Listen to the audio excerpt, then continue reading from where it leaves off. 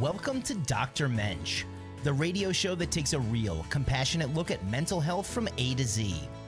Join child and adolescent psychiatrist Dr. Gil Lichtshein each week as we explore topics that matter: autism, ADHD, anxiety, depression, OCD, schizophrenia, behavioral challenges, neurodevelopmental disorders, and more.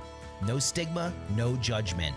Just honest conversations, new therapies, breakthrough treatments, and real solutions for real people. Mental health is not a weakness.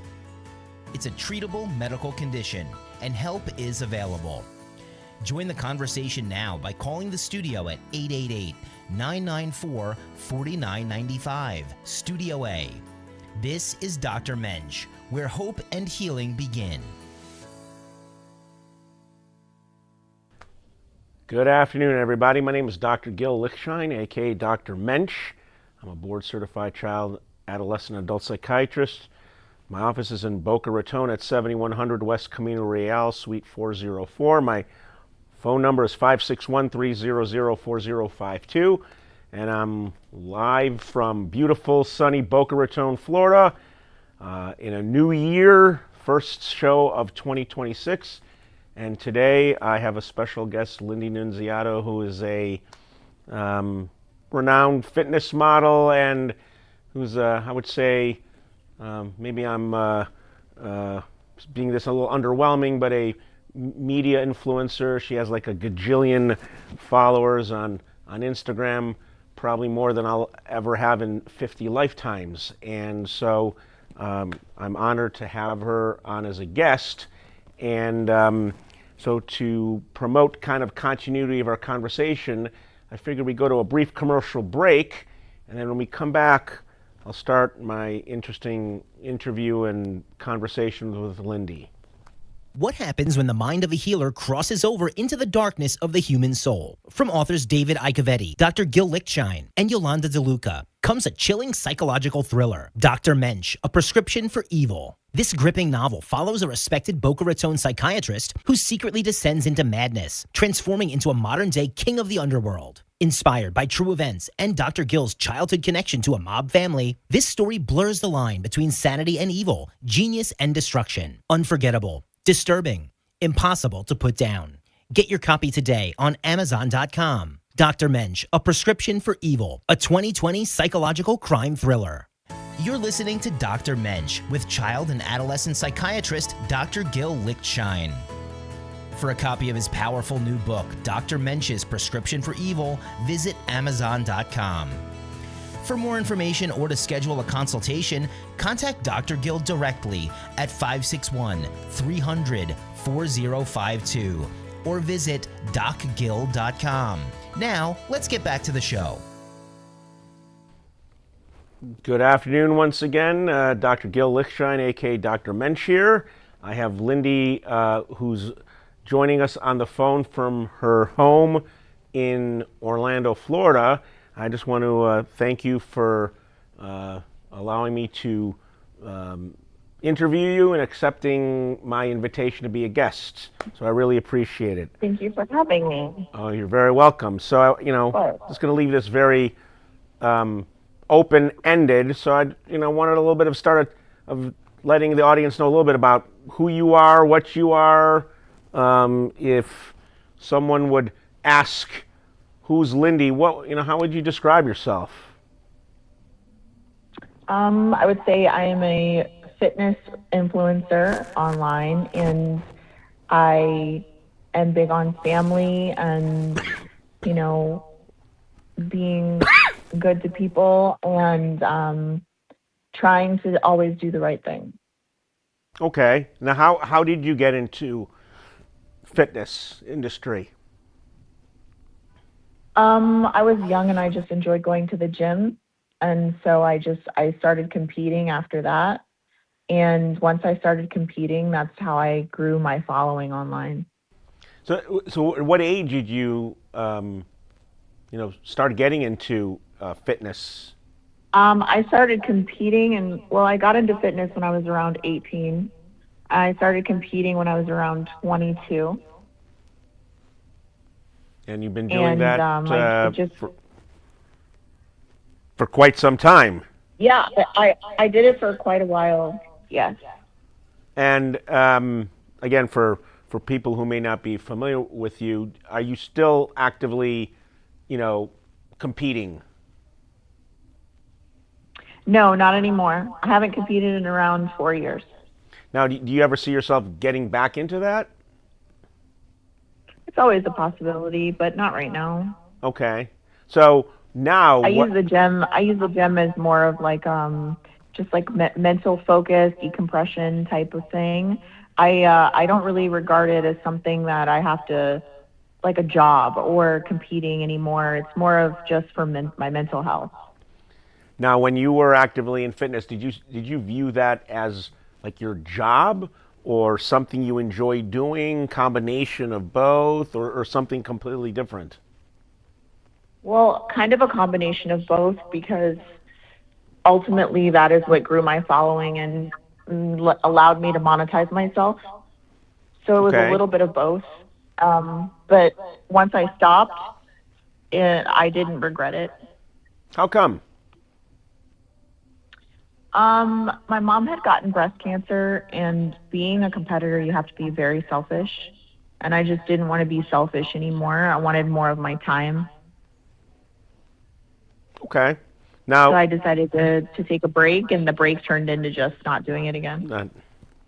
uh, if you ever got back into it, would it be difficult, or let's say compared to when you first started out, you know, 15 years ago, and Well, I assume they look for maybe different things now, so that okay, might change a bit.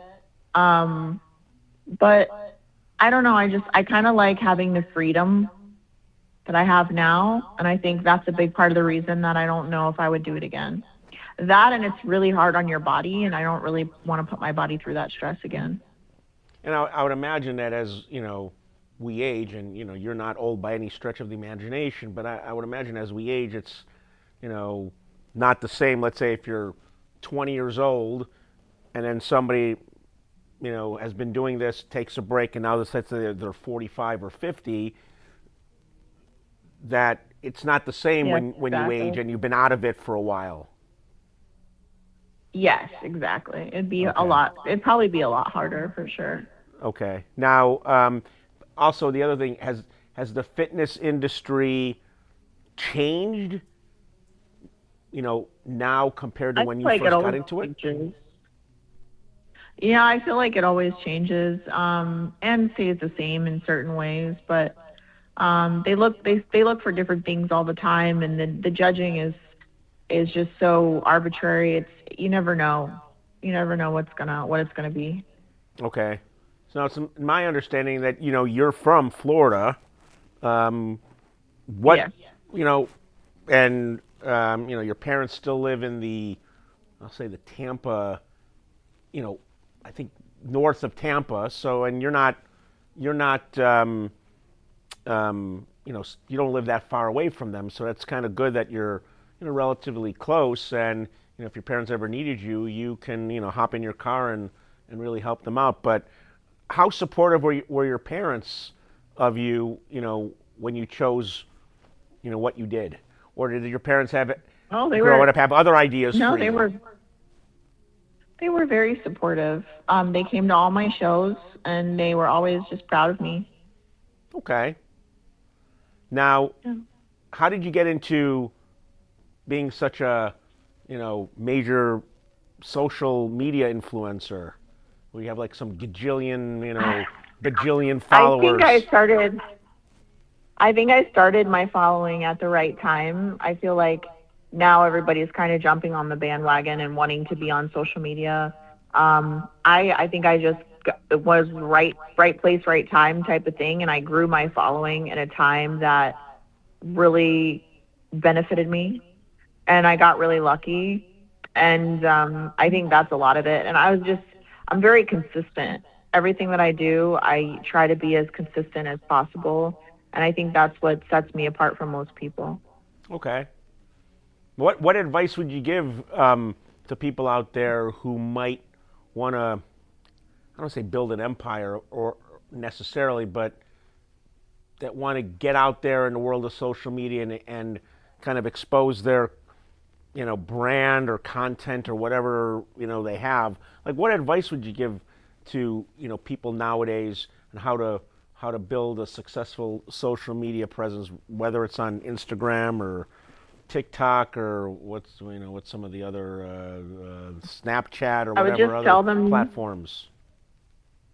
I would tell them to be consistent and confident and to network. Networking is probably the best you can do to get seen by more people and kind of, put yourself out there. And just do as much as you possibly can, do as much research as you can. And Okay. if you work hard, usually that's all it really takes. Okay.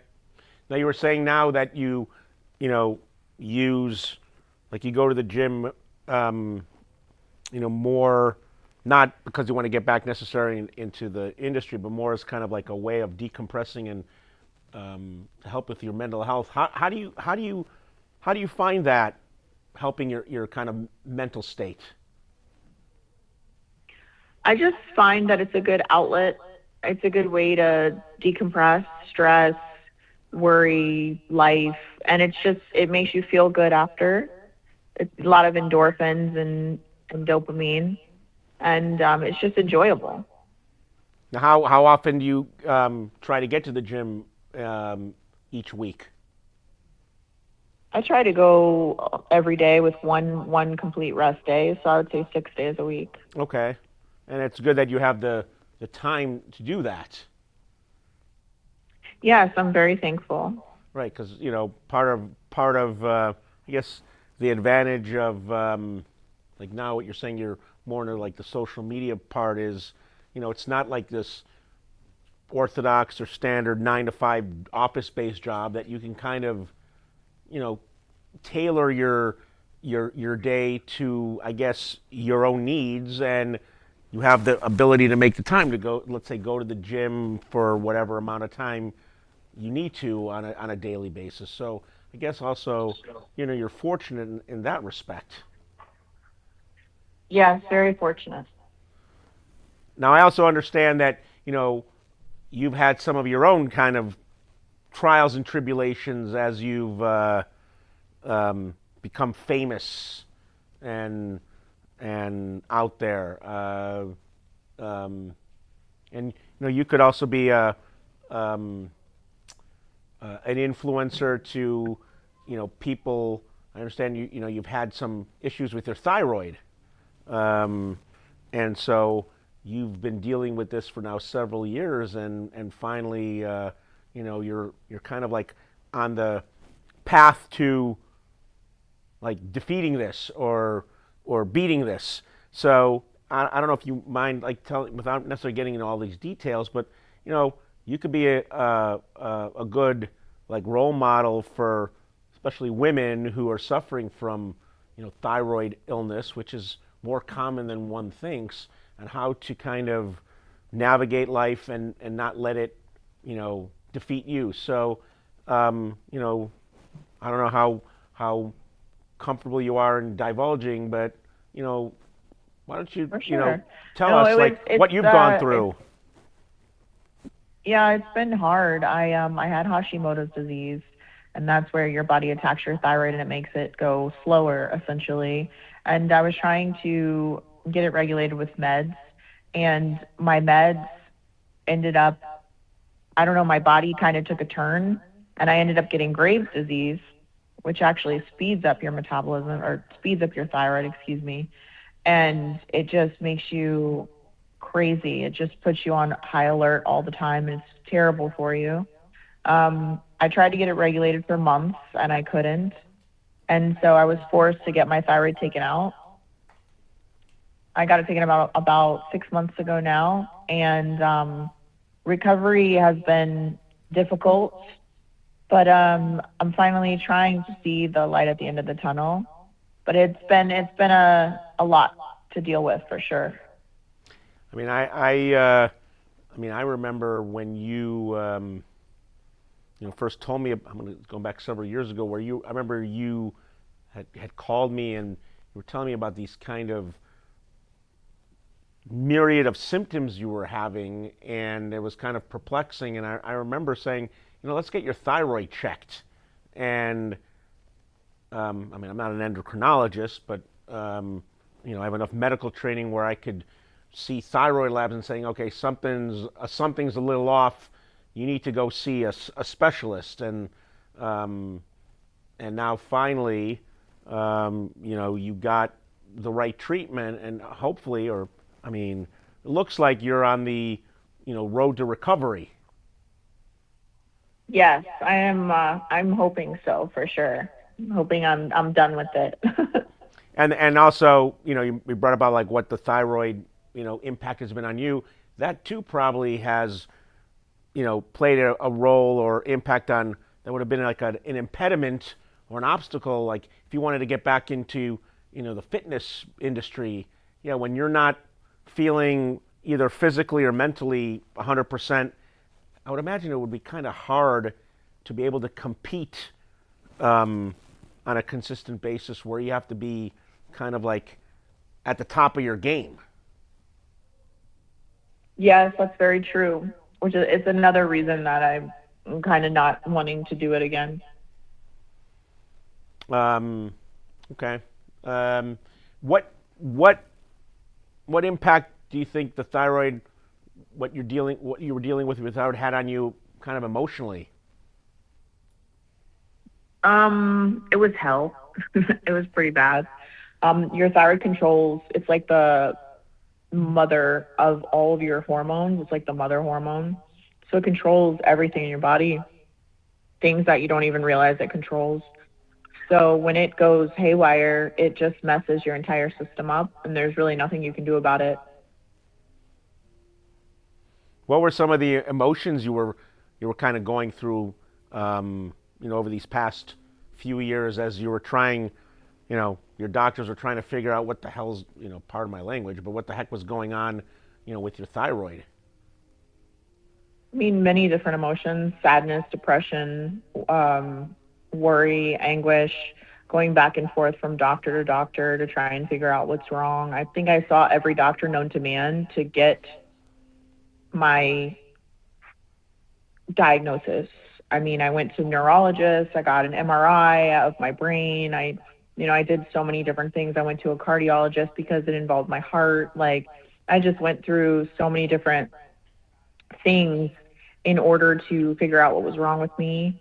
And then when I did finally figure out what was wrong with me, I couldn't get it regulated.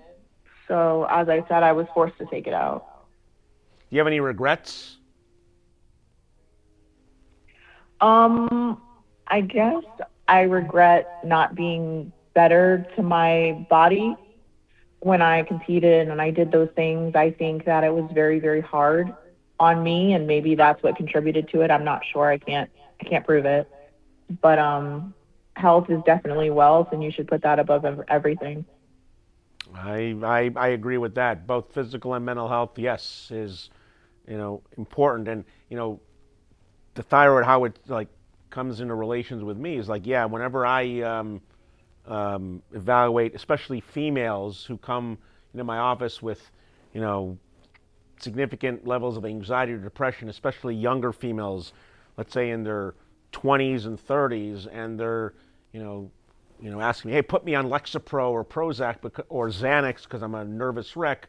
A lot of times, almost all the time, before I do that, I will always have, I will tell my female patients who I see for the first time, tell them, I need to have your thyroid checked. I want to make sure that your thyroid is not out of whack, because like you said, yeah, overactive thyroid can make you highly anxious, and underactive thyroid can mimic depression, and thyroid illness is much more common in women than men. So anytime I see a 25, 30, 35-year-old woman with complaint of depression or anxiety, and it's their first experience, before I pull out my prescription pad for Lexapro, I'm writing lab work orders for get your thyroid. I mean, I would say other blood work, but I emphasize thyroid because it really has a real impact on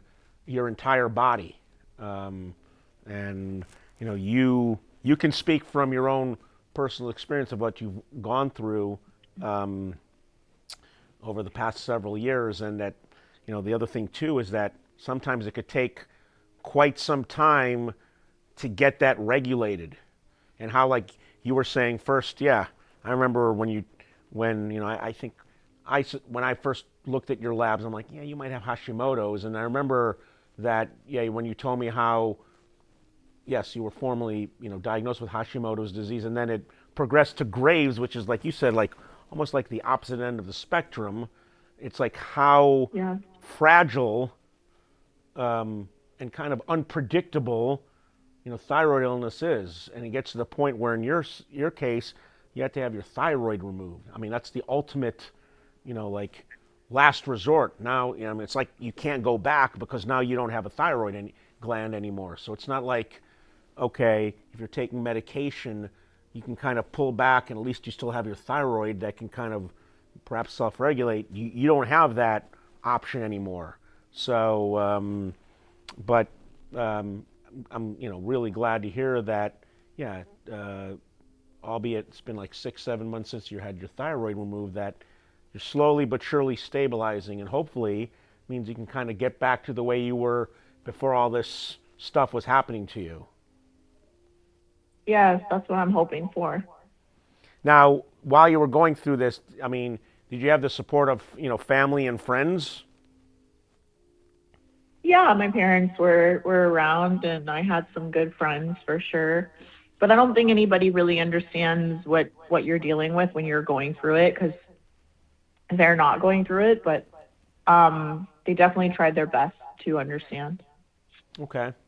Now that you're,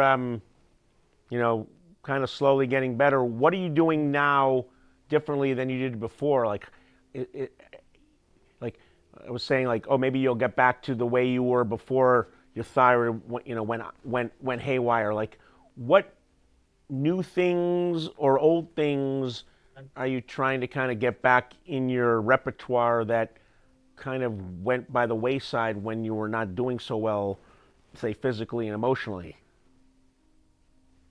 I mean, I've always been pretty healthy, and my diet's always been pretty good. I don't smoke, do drugs. I really don't even drink much.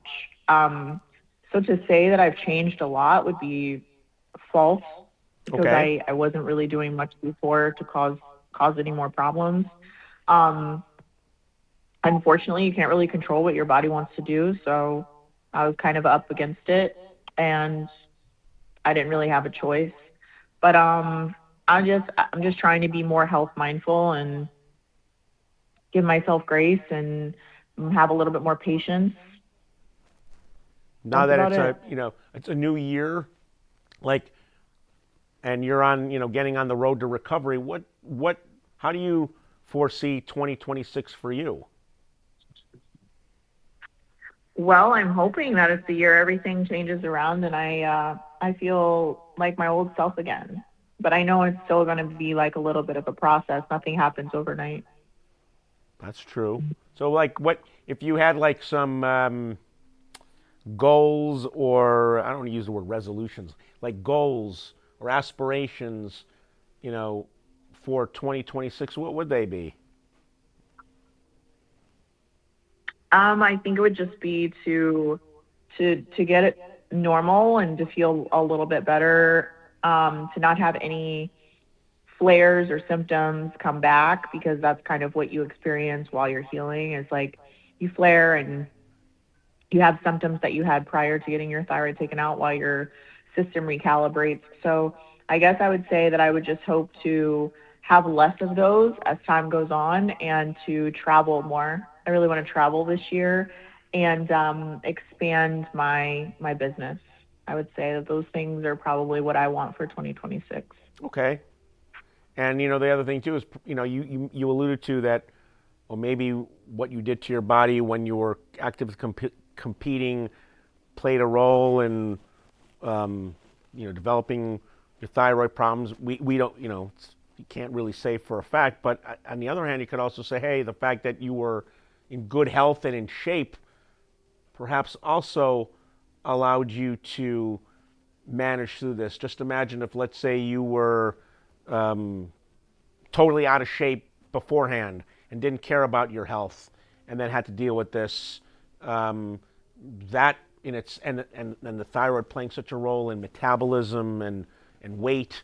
Just imagine, what greater impact it could have had on you if, let's say, you were not in the shape you were in when you went, when you started experiencing this. So, you could also look at the possibility that your background in fitness may have also been helpful too, while you also think it could have been, a cause. But, I like to say it also maybe helped because it kept you were in good shape and allowed you to kind of stay in the shape that you're in now in spite of all the problems your thyroid condition caused.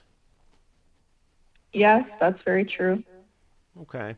Well, I just want to, again, say that I appreciate you taking a little bit of your time today and in joining my show, and I really appreciate you, being open and honest and talking with me today.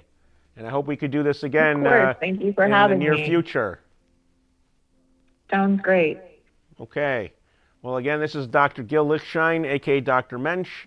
I appreciate and want to thank everybody for listening to this show, and look forward to coming back next Monday. So I wish all a good evening and a good rest of the week. Thank you very much. What happens when the mind of a healer crosses over into the darkness of the human soul? From authors David Icavetti, Dr. Gil Lichtshein, and Yolanda DeLuca comes a chilling psychological thriller, Dr. Mensch, A Prescription for Evil. This gripping novel follows a respected Boca Raton psychiatrist who secretly descends into madness, transforming into a modern-day king of the underworld. Inspired by true events and Dr. Gil's childhood connection to a mob family, this story blurs the line between sanity and evil, genius and destruction. Unforgettable, disturbing, impossible to put down. Get your copy today on Amazon.com. Dr. Mensch, A Prescription